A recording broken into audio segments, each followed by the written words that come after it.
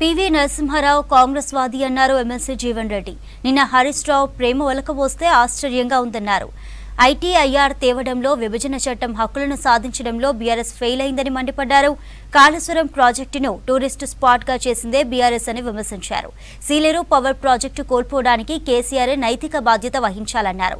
ఉద్యమ పార్టీ అని చెప్పుకునే బీఆర్ఎస్ నేతలు ఏపీ అక్రమంగా నీటిని తరలించుకుపోతున్నా మౌనంగా ఎందుకున్నారని ప్రశ్నించారు.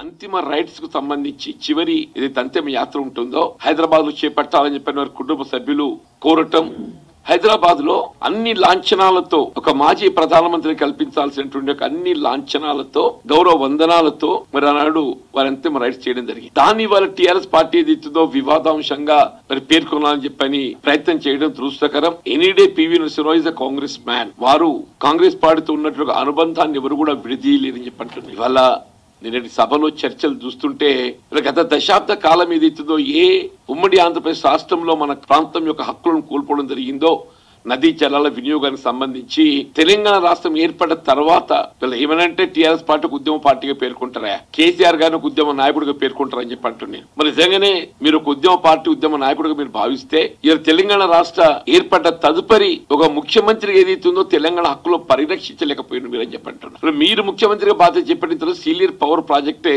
మనం కోల్పోయిన, భద్రాచలం చెందినటువంటి ఒక 7 మండలాలు కోల్పోయిన చెప్పి అంటున్నాను. ఆనాడు మీరు కేంద్రంలో అధికారంలో ఉన్నటువంటి NDA led by Bharatiya Janata పార్టీకి మిత్రపక్షం కొనసాగింది 6 సంవత్సరాలు. ఎంతవరకు మీ స్వార్థపూరిత రాజకీయాలు ఇవాళ మీ తప్పులను కప్పిపుచ్చుకోవడానికి, మీ అవినీతి బాగోతాలు కప్పిపుచ్చుకోవడానికి ప్రయత్నం చేసింది తప్ప తెలంగాణ హక్కుల పరిరక్షించడం లోపల మీరు పూర్తి విఫలం చెందిందని చెప్పని తప్పదని చెప్పి అంటున్నా. Sileru power project, hydel project కోల్పోవడానికి కేసీఆర్ గారు నైతిక బాధ్యత వహించాలి.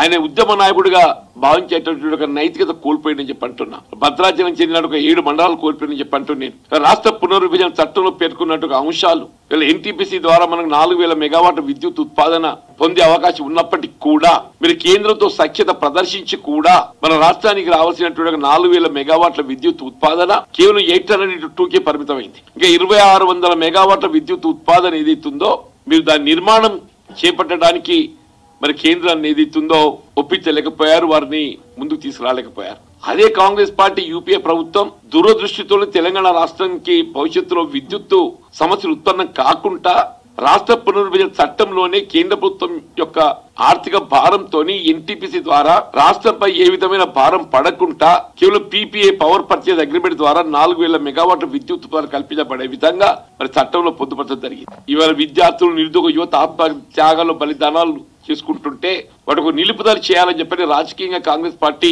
నష్టపోతుంది, సీమాంధ్రలో ఉనికి కోల్పోతుందని ఊహించి కూడా తెలంగాణ రాష్ట్రాన్ని ఏర్పాటు చేసిన ఘనత సోనియా గాంధీ గారికి దక్కుతుందని చెప్పి